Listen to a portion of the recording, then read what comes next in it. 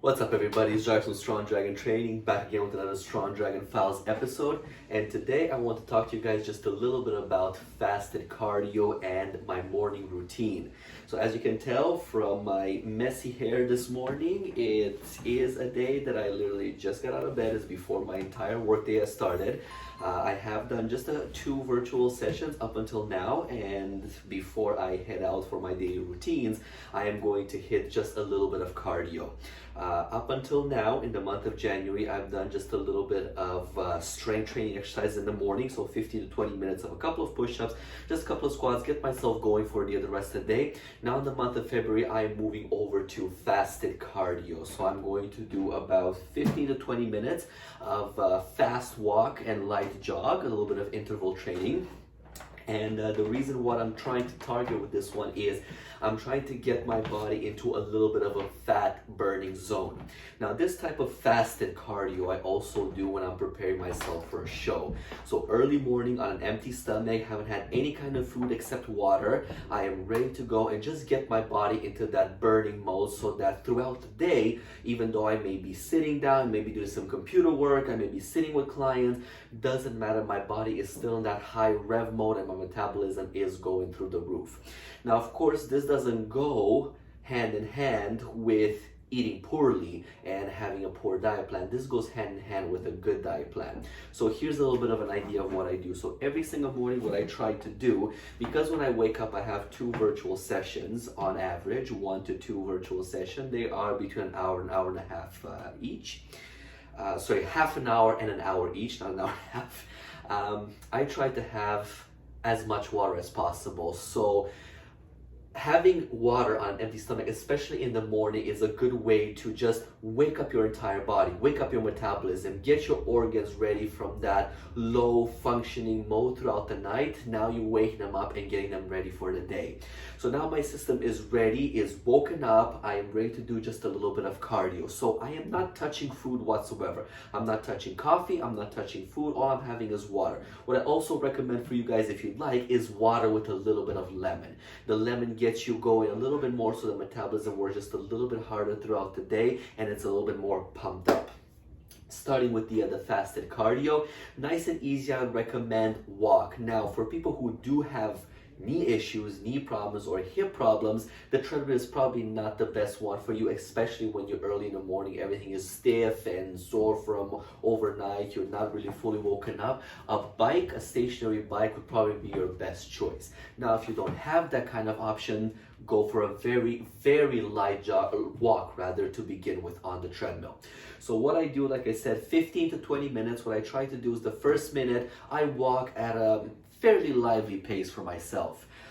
I get everything in motion, everything rolling. Now, do believe me that especially when I'm prepping for a show, this kind of cardio in the morning, I dread it. I don't like it.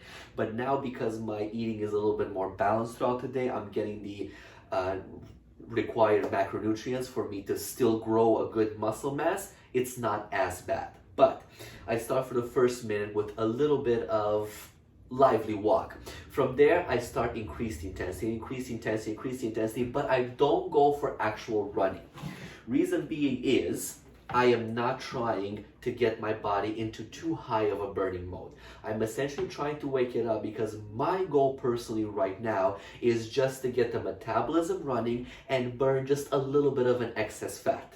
When I am going for that high fat burning mode that I need before a competition, especially the last month, then yes, in the morning I start with the lively walk and then I go up into HIIT, high intensity interval training. So I run for a couple of seconds, maybe 20 to 30 seconds, and then I just walk fast. But for the month of February, all I'm going to do is I will be jogging lightly for about a minute and then walking medium to fast for another minute. Jog light, walk, back and forth like that. Now, just so I don't plateau, on every other day I try to do 2 minutes of jogging as opposed to one, and then I do 1 minute of walking, or I do 1 minute of jogging, 2 minutes of walking. So I always try to go back and forth between this one to keep the body guessing on every single day what's gonna happen. This way I get the maximum results.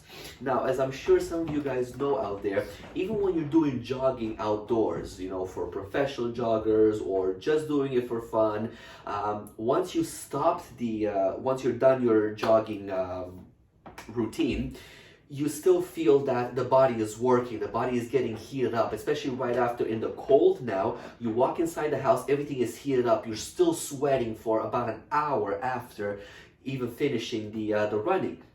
So what happens is the body goes into this high burning metabolism mode, so it continues on burning for hours after. Yes, after about half an hour to an hour you cool down and then everything is normal, but that doesn't mean the body is still not burning. So this is why cardio and jogging is an essential part of your workouts. Now, depending what your goal is, but especially if you're trying to lose weight, cardio is absolutely critical. So back to the fasted cardio idea. Once I've done my 15 to 20 minutes, that is when I throw in my breakfast. So I try to have something nice and healthy. So from my point of view and my goals, I go for either cream of wheat, cream of rice, I could have oatmeal, I could have my eggs, maybe a little bit of chicken in the morning. Depending on how I feel on each morning, I am still not restricted to a certain amount of calorie count, again, as I am restricted before I prep for a show.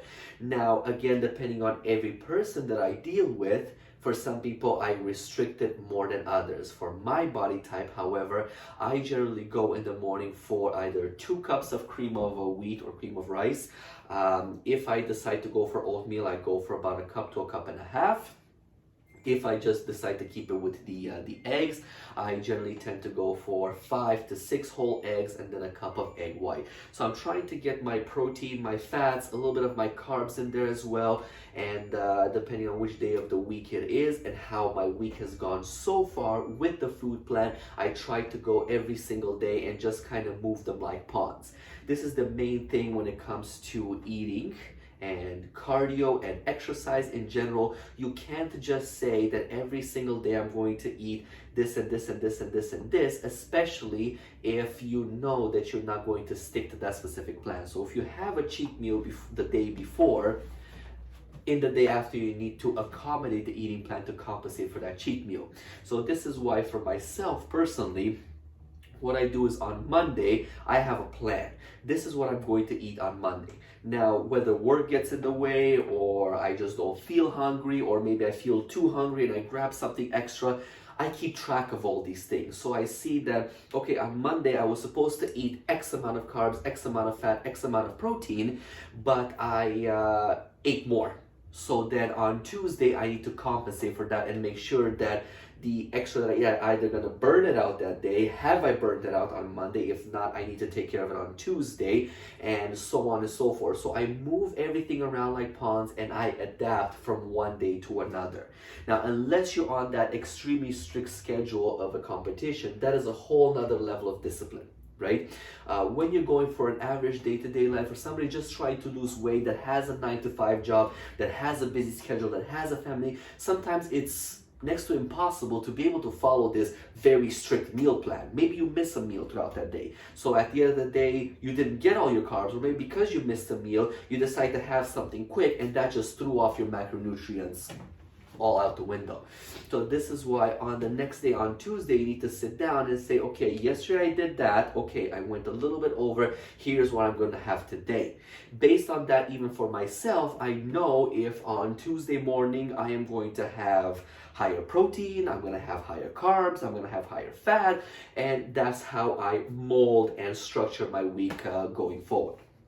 But from a morning routine, this is my new month, guys. I encourage you to try it out as well.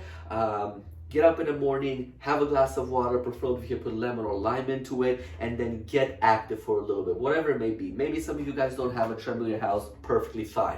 Go up and down your stairs a little bit. If that's not an option, dress up, go outside, walk around your neighborhood for about 10, 15, 20 minutes. Whatever your schedule allows in the morning, if it doesn't allow it, wake up a little bit earlier and try it out. See how your body gets affected, because I can almost guarantee you that A, you're going to feel more energized throughout the day, B, you're going to feel amazing and your body is just functioning better throughout the day from a point of view of bloating and things like that. Your stomach is going to feel just absolutely amazing. So have a little bit of activity and then sit down, eat your breakfast, and get your day started. If you work out at the end of the day, if your plan allows it for or calls for a good workout, then hit that workout at the end of the day. If not, at least you started your morning strong, and now throughout the day your body is in high metabolism mode and burning that excess fat that you don't want on.